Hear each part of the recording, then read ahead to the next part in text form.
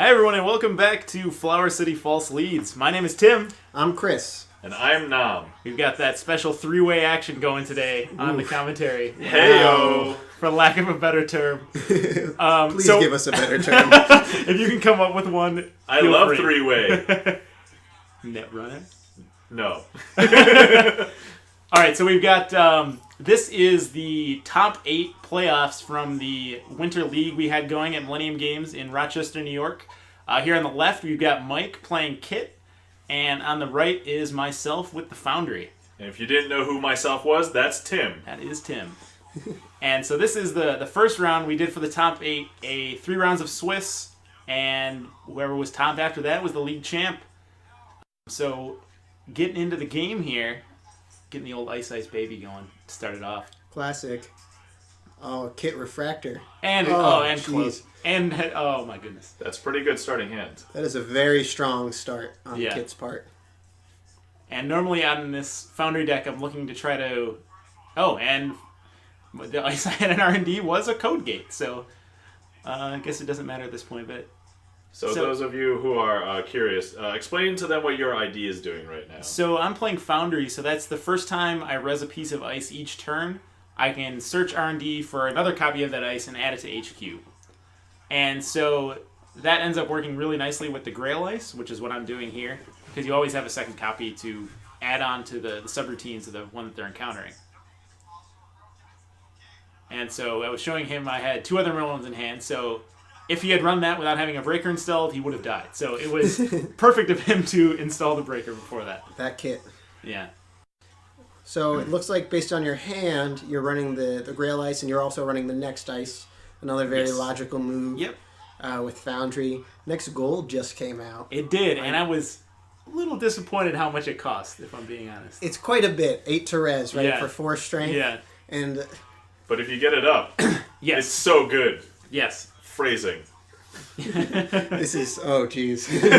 Well, yeah, are you going to try and slide it in? Maybe even, a 2 of probably in Foundry. 1 of seems weird in Foundry. Yeah, I'm going to have to... So I have... The ice right now is Grail next and an Architect. Mm-hmm. And so it would be replacing Architect if I did put it in there. And which Architect is very strong and it's also pretty cheap ice. So I'm gonna tinker around a little bit. Mm-hmm. Mm-hmm. But we'll see. So we just saw Mike play Dirty Laundry. And Dirty Laundry and Kit is great because when you have the Code Gate Breaker, you pretty much get through any one ice. So you can pretty much run on any server and get the money at the end. Yes. And so he's hitting into HQ. He's another Galahad, which I just got on the res. Oh, one of the other great things about Foundry is running on HQ, pull that extra ice, dilute it a little more. Yeah, exactly. Maybe if you have one agenda there, all of a sudden it's 1 in 6 chance instead of 1 in 5. That can make all the difference. A soft version of The World Is Yours all the time, I guess. It's true. And so you can see in my hand I have 2 successful demonstrations, which will never fire against Kit. Oh, that's tough. Yeah. I mean... Kit is just so fast. Of all the shapers, probably the quickest out the gate. Yeah. Yeah, well, I think you would have to double up ice, and then she would have to run on it before she got a second breaker, which is probably tough, because if you can't double up on everything you already have, then there's going to be one that's vulnerable. Right. So. Mm-hmm. Yes. And especially because we've already seen Mike's running Dirty Laundry in here. Mm-hmm. He's going to be trying to make those runs as part of his econ. Right. You know, Dirty Laundry gets so much better when you're using recurring credits like that. Right. So it's not just an econ play. You're actually getting value out of the run every time you do it. Yeah. Exactly, yeah. So it looks like you're building a little scoring remote trying to catch him before he gets another icebreaker out. Yeah, so he's at fairly low credits right now. He can very efficiently break the first piece of ice he hits. But after that, he's a little slow right now. So you may or may not remember, but I'm wondering here, do both of them stop the run? Or because if it's kind of a risk, because if the second one doesn't stop the run, yes. I mean, you probably would have built the server correctly that way, right. But I believe in this case they do. Oh, so it looks like Mike threw down an Inti but couldn't get the money in time to run, and you scored, what was that? I missed it. Accelerated beta test, which is letting me look at the top 3 cards and install on res any ice I find, which with Foundry is really nice because you only need to see one piece of ice. That if you haven't seen, that's the ruling, is that you can install the piece of ice, trigger the Foundry, which shuffles back in the other 2 cards you saw, so it protects you from that awful case of hitting agendas and no ice. So as long as you hit one piece of ice with it, you're okay. As long as you don't hit 3 agendas. Yes. If oh man. Which the number of times I've hit 3 non-ice cards in this deck is unfortunate. At the store champs, I think that happened to me 2 times in a row, and so I stopped firing it. It was a shame. Tim, you just need to build your deck better. I think that's the secret. More ice, okay? You need to be better at shuffling. Yes. So Mike runs an Eve campaign, does not trash it. A little out of his price range right now. Yeah, it definitely does not want to spend those Ghost Runner credits to trash an Eve campaign at this point. Not worth it. Yeah, Ghost Runner is pretty valuable considering that, well, first you're playing HB, so there's probably no way that Mike's going to be able to really get tagged. So they're effectively going to be safe. Right. And then they're just, resources sitting out if he needs them at any time. It's just safer to spend real money. And it looks like he's running HQ again, showing him those 2 Merlins that are still hanging around. And there's a worthless successful demonstration. He sees it, but just so long as he's always successful, Yes. then it doesn't matter. An interesting card, though, and a not very commonly played card, Successful Demonstration. Against a very aggressive runner like this, maybe not amazing to see in your Oh, hand. Tim's doing some shifty business. Yeah. Oh. I just shifted them all Shifted towards the all top this- and then shifted them back. The mind games are next level here.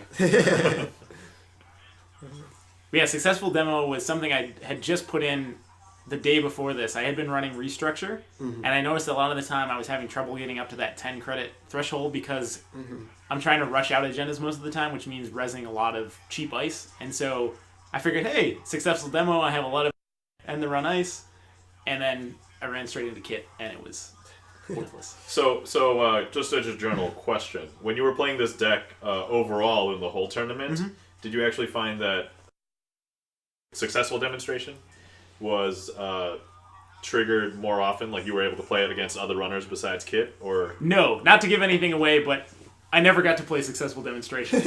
So I don't think I would have. In versions of this deck since then, I've taken it out for just switching it back straight to Restructure. Gotcha. Yeah. It is tough. I mean, Restructure, there's a huge threshold of 10 credits. And Successful Demo only has 2 credits as the play cost, which is great. Yeah. But it is one of those situations, it's probably best early game where they're face checking and you res whatever, you know, an ice wall or a wraparound, some cheap in the run ice, and then you get your money back and more. Now, just as a contrasting point, have you ever considered using some of the asset economy? So I do have a fair bit. I have 3 Eve and 2 Adonis in here. Right. And so I generally use those as my kind of long-term drip in, and the operations are more for kind of that early game to get up and running. Okay, see, I'm thinking that if you use Successful Demonstration, how much does that cost? That costs 2, right? Yes. So it costs 2 and you get 7, so it's a net gain of 5. Yep. But if you can actually get a melange out, you don't have to be able to res it. If you just trigger it once, that's a net gain of 6 for a turn. Sure, you were able to use extra clicks if you use, but that's a guaranteed you can get it. And then also if they end up trashing it, that's a net loss of 1 credit for them. But if you're looking for the bursty economy, I don't think that that's out of the question, or even private contracts, because that's a lot more deterring. But if you're trying to keep their money low, anything that with trash cost of 5 might work. That is something to consider. So Mike drops the Maker's Eye, and he's hacking through R&D right now. Oh, and we're getting our very nice alt art pop-up windows there. Ooh. Swag. Prize support. And so... Oh, steel. Off the top. Nothing and Okay, nothing. it looks like he I can't tell exactly what agenda that is. But he gets 1 off the top there. Can't tell.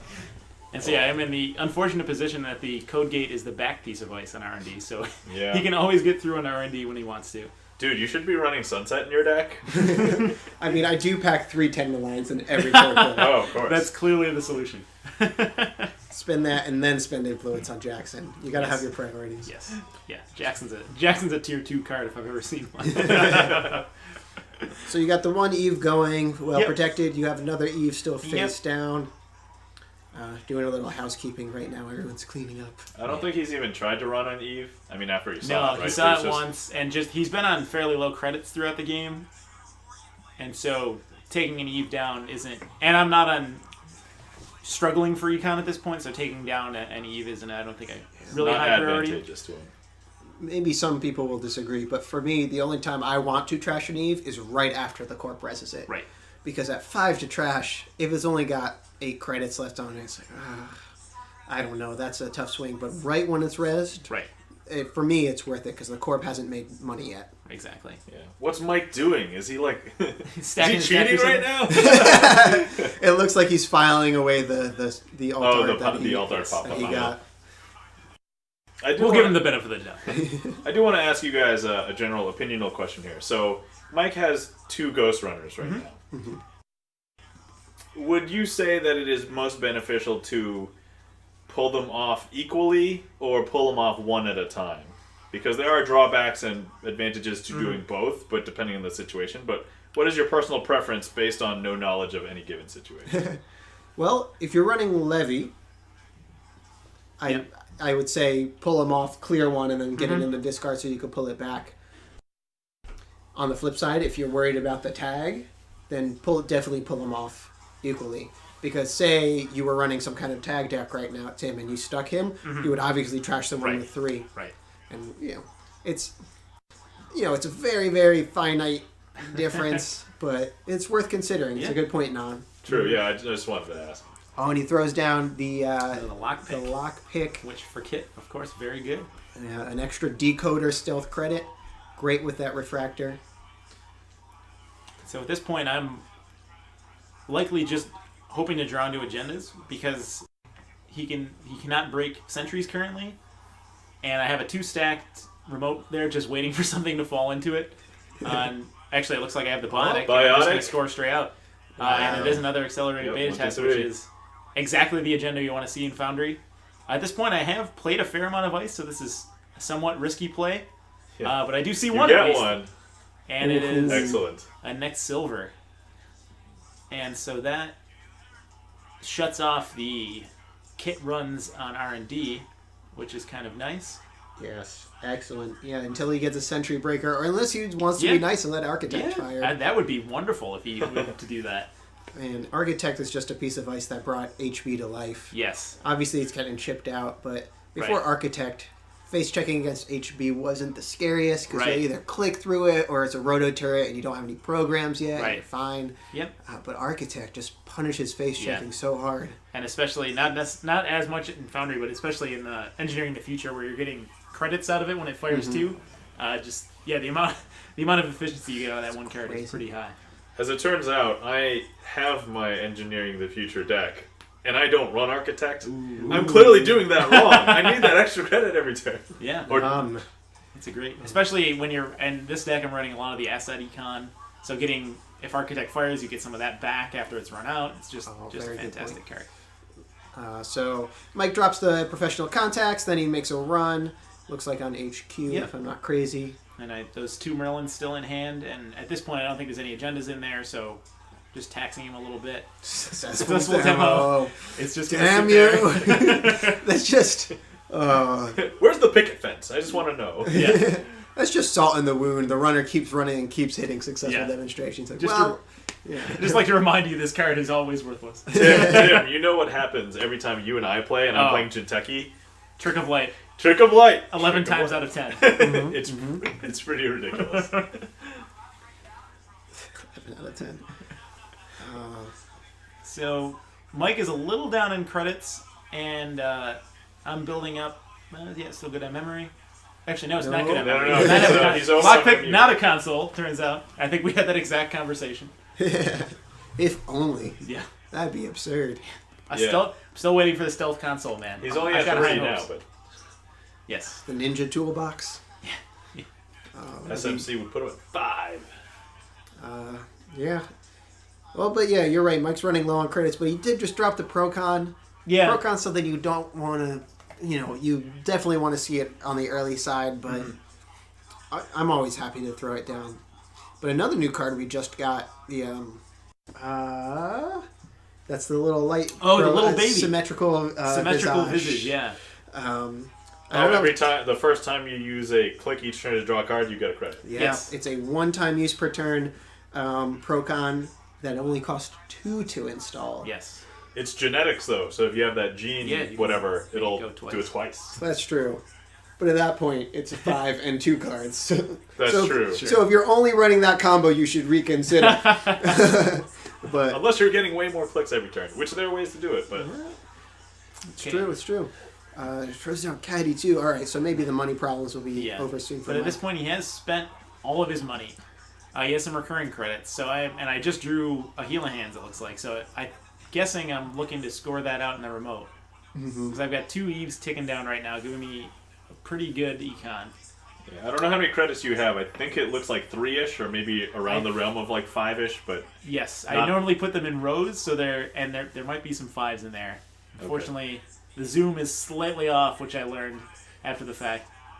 I think this will be the last stuff we film with this particular camera, so hopefully things should be better in the future. But Tim, get a new phone. Yeah. If anyone wanted to donate 7 GoPros, yes, we will make the craziest videos you've ever seen. We'll have hand views. We'll have like facial reactions as plays occur. We'll have foot views to see people twitching under the table. It'll be great. What kind of weird tell is that? Looking at feet. Actually, maybe you don't want to post those just in case there's any creepers. Yeah. All right, so you're icing up a little further. Yep. Definitely going for that scoring remote. Yep. See, playing it a little safe. I'm always scared. I don't play a ton of Glacier anymore, but I'm always scared against stealth decks because you always think you could keep them out. Yeah. But man, the refractor is just so efficient. Dude, my HB deck is okay. 8 ice, they can't get. You should try Glacier again. If nothing else, just to enjoy it once. And yes. You can put it away. Yeah, and now that Clot is kind of coming onto the scene, I think Glacier is going to make a comeback in a big way. Yeah, it'll be interesting to see. People have been talking, Clot and also Traffic Accident. Are they kind of how Swordsman was when it first came out? Yeah. No one actually plays it, and you're just scared. Or is everyone going to play it? It's an interesting meta call, and it's probably going to vary tournament to tournament. Yeah, definitely. And just for those who have not seen, Clot is a virus, Anarch virus that just came out in the Valley data pack. That the Corp cannot score agendas on the turn they're installed. And so it turns off a lot of the fast advanced shenanigans that have been dominant for a little while here. Oh, Clot. I think it's actually a really good call. And mostly I feel like it's pretty balanced. I mean, it is a program. It takes up MU. It does cost a little bit. But and you could purge it. But you could purge it. But I mean, that's like, 3 credits for a full turn. Yes. And then Cyberdeck's Virus Suite. Yeah. See, that's going to be the problem. Yeah. That might actually see a lot of play because I think so.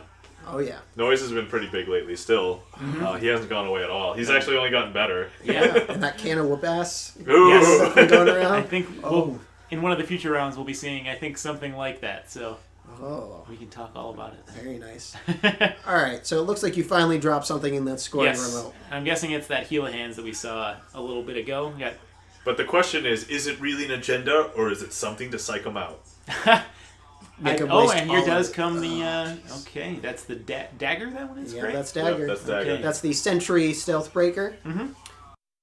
For the longest time, the only cards available were Cloak and Dagger. Yes, which was thematically pleasing. Yes, but I can speak from experience. I tried very hard to play Stealth when it was only Cloak and Dagger, and it didn't work very well. It's much better now. True. So he runs into a Next Silver. Yep, so that'll bring him another. So we've got 2 Next Dice Res, so that's got 2 subroutines. Still only Strength 1, though. And T is not scared. Which is something I've run into, is that with this particular deck, if someone is running heavy Parasite Recursion, it falls over pretty fast because it's the Next and the Grail are all fairly low strength. They really just depend on having a lot of subroutines. And there's a Next Bronze. Yeah, so actually, you did mention that you do have a bunch of assets in the deck, but how often do you actually use them as baits? In this case, to make the runner run and waste money. Right. So at this point, since he didn't have a Sentry Breaker, and I know a lot of kit decks are kind of run light on the non-code gate stuff, I put an agenda in there because I thought it was a fair bet that it was okay. But a lot of the times, I find when I'm deck building, I do put assets in just to have bluff bait for late game. Mm-hmm. Because if you don't have a way to score your agendas out of hand to win out, or you don't have some kill combo, you have to have a way of wasting the runner's money in the late game. Right. Definitely. Well, that's tricky against a deck with so many recurring credits. Right. And Mike does get through. He gets the point, sitting on 3 points now against Tim's 4. So Corp's still up by 1. Yeah. To be fair, Mike doesn't have the dream rig yet. I mean, he doesn't have that many recurring credits. Right. It could be way worse. Yes. Very true. It is not that, the Andy stealth that gets set up immediately. Yeah. Oh, 7 recurring credits every turn. Oh, curses! Brutal. What a brutal build. Now he's got the MU. Yes, and that looked like a daily business show is installed up there at the top, just out of screen. Such a good card. Oh, so good. And especially, anywhere. I mean, pretty much in every deck I've played, it's a good card. But especially when you're trying to rush things out, which I'm often trying to do here, is you draw either the ice or the agendas exactly when you want them. I mean, to be honest, if you just think of it from like a statistical standpoint, right? The more cards you get to look at, and you're only going to pick one of them, just by nature of the deck construction of the Corp deck, is, oh look, I got an agenda. Can I score it? I'll take it. Can I score it? No. Tuck it back under and get the other thing. You know. Yeah. And it's amazing that they stacked. The way that they worded it was clever. It's like, draw an extra card at the beginning, but then only keep one out of all of the ones that you drew, and put the rest back. So. I think it has a lot of saying. I've seen pretty much that card in every different Corp faction. It's become one of those kind of Jackson cards where if you have some influence laying around, throw in Daily Business Show, and it's almost never bad. If you draw cards, you should consider it. Yes. And every turn you have to. Yeah. You don't have a choice. All right. So the install and advance in a 4-deep server, I'm guessing that's an NAPD. And he's building up Katie, so it looks like he is willing to let this one go. NAPD, a great call right now, because even if he does crank out some extra recurring credits, you can't use... I mean, you could use Ghost Runner credits on it, but that's extra brutal. Yes, and so he is building up quite a pile of recurring credits here, though, so things are going to get ugly soon. So, trying to accelerate a little bit here. You remember how I said earlier how he didn't have that many recurring credits? That's changed. Yes. That went quickly. Yep, and it wasn't NAPDs, putting me up to 6 to his 3. Well done. So that is exactly the point I want to be when he has finally got up this big recurring beast of a rig. Because now it's probably he's going to use multi-access. He's played a couple Maker's Eyes already. Right. And you have a Biotic in hand, or have you seen them already? I think I've played one out. Yeah, I don't think we've seen any other ones. And there's 3 in the deck, so at this point with that business show up, I'm You're probably going to get one. Some combination of Biotic Labor and a 3-pointer. All right. In which there should still be 3 Vitruvius and a Heal a Hand left in the deck, so I've definitely got targets for it. And so here he's going in Maker's Eye on R&D, it looks like.